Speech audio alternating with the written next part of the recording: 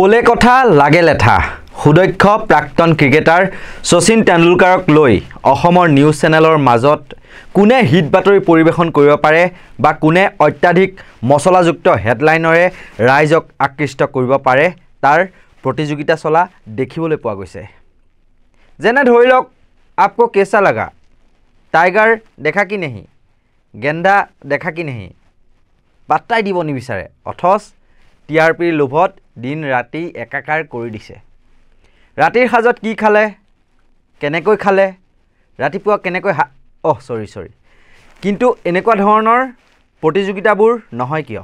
ধৰক ৰাইজৰ মূল সমস্যাসমূহ দাঙি ধৰাত বা আকৰ্ষণীয় হেডলাইনৰে ৰাইজৰ লগতে ৰজাঘৰৰ চকু থৰ কৰি দিব পৰা বাতৰিৰে যদি প্ৰতিযোগিতাসমূহ চলিলহেঁতেন তেতিয়া চাববাচি দিলোহেঁতেন।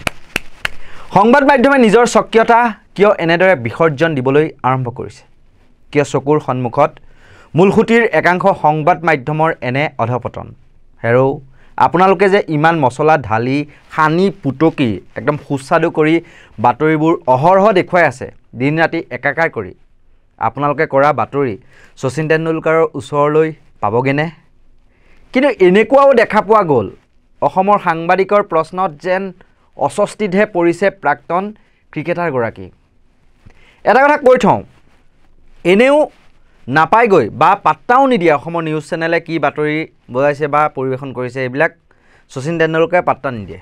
কিন্তু ৰাইজৰ সমস্যাক লৈ শুই থকা ৰজাক জগাবলৈ বাতৰি কৰাৰ প্ৰতিযোগিতাত নামহঁত তহঁত ভিউজো বাঢ়িব, ৰাইজেও আকোৱালি ল'ব। এনেই দেখিছেই নহয় সাংবাদিকক আক্ৰমণ কৰাতে মানে ক্ষান্ত নাথাকি অৱশেষত গ্ৰেপ্তাৰো কৰিলেগৈ। আৰু দুৰ্গতি হ'ব এনেকুৱা দৃষ্টিভংগীৰে যদি সংবাদ মাধ্যম আগবাঢ়ে। সময় থাকোঁতে জনসাধাৰণ আৰু চৰকাৰৰ মাজত এখন দলং হিচাপে কাম কৰিবলৈ আৰম্ভ কৰক, নহ'লে ৰাইজ জাগিছে আৰু ডিজিটেল সংবাদ মাধ্যমক এতিয়া ভাল বাতৰিৰ বাবে আকোৱালি ল'বলৈ আৰম্ভ কৰিছে।